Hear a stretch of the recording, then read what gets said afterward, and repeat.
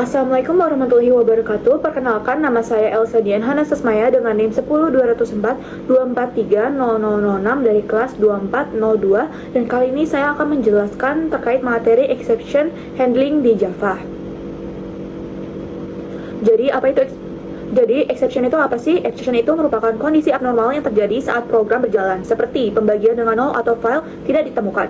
Hierarchy exception, di mana semua exception berasal dari kelas throwable yang terbagi menjadi dua, yaitu exception yang bisa ditangani dan juga yang tidak bisa ditangani ataupun error. Di mana jenis exception itu ada dua, ada check exception, harus ditangani dengan try catch atau dideklarasikan dengan throws, dan juga uncheck exception, tidak wajib ditangani, turunan dari runtime exception. Nah, lalu selanjutnya kita akan bahas blok try catch dan finally, di mana try ini berisi kode yang berpotensi menimbulkan error. Selain itu, catch itu menangani exception yang terjadi. Finally selalu dijalankan dan digunakan untuk membersihkan research.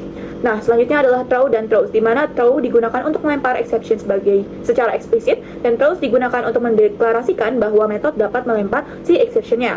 Selanjutnya, exception custom. Developer bisa membuat exception sendiri dengan mewarisi exception atau runtime exception untuk menangani kasus spesifik seperti validasi umur ataupun nilai negatif.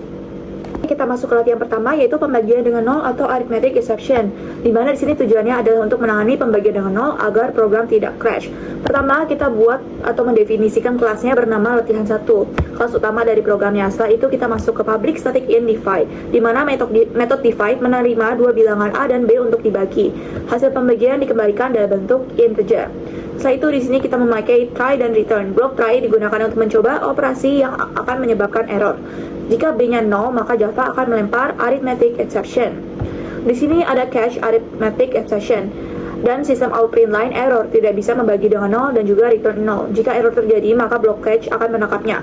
Pesan kesalahan dicetak dan 0 dikembalikan sebagai nilai defaultnya agar programnya tetap berjalan. Setelah itu kita masuk ke public static void main string arch system out print line hasil divide 10,0, di mana di sini metode main menjalankan program, dan di sini kita mencoba divide 10,0. Karena B-nya itu 0, jadi terjadi exception. Program masuk ke catch, cetak pesan error dan hasilnya akan 0, sehingga outputnya akan menjadi error, tidak bisa membagi dan 0, dan juga hasilnya sama dengan 0. Selanjutnya kita masuk ke latihan 2, yaitu membaca file yang tidak ada atau file not found exception. Tujuannya itu untuk menangani error saat membaca file, seperti filenya tidak ditemukan.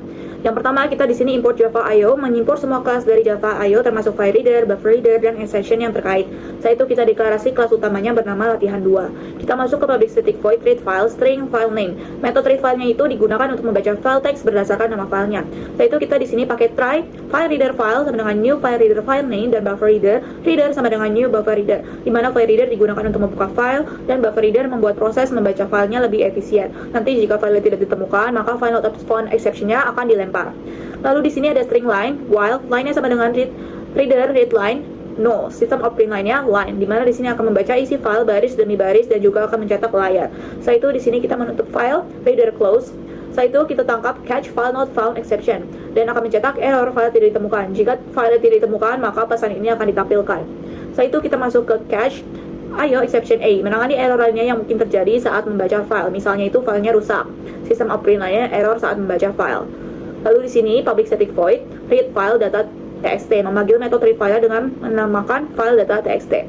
Setelah itu outputnya, kalau misalkan file yang nggak ada, akan error file tidak ditemukan. Namun jika outputnya file ada dan isinya ada, maka akan contohnya halo dunia belajar dev. Lalu di sini output jika file tidak adanya, maka akan menghasilkan error file tidak ditemukan. Masuk ke latihan 3, yaitu factorial dan juga custom exception. Tujuannya itu untuk membuat exception custom untuk menolak input angka negatif pada perhitungan factorial. Di sini kita membuat kelas exception sendiri yang merupakan turunan dari si exception-nya. Setelah itu konstruktor untuk mengatur pesan kesalahan yang akan ditampilkan, yaitu public negative number exception, string message, super message. Setelah itu kelas utama untuk program faktorialnya aku namakan latihan ketiga. Setelah itu metode untuk menghitung faktorialnya public static in factorial integer n throws negative number exception, di mana throw negative number exception ini berarti metodenya bisa dilempar exception tersebut. Setelah itu if n kurang dari 0, jika n negatif, maka kita akan lempar throw new negative number exception ke angka tidak boleh negatif agar tidak menghitung si faktorialnya. Setelah itu in result sama dengan 1, jika n valid atau sama dengan 0 atau lebih, maka program menghitung faktorial dari n dan akan mengembalikan si hasilnya. Setelah itu kita mencoba menghitung faktorial dari si min 5-nya. Karena nilainya negatif, maka akan dilempar exception. Di sini ada catch, menangkap exception, dan menampilkan pesan kesalahan yang sudah kita definisikan dan akan mencetak error tambah get message-nya.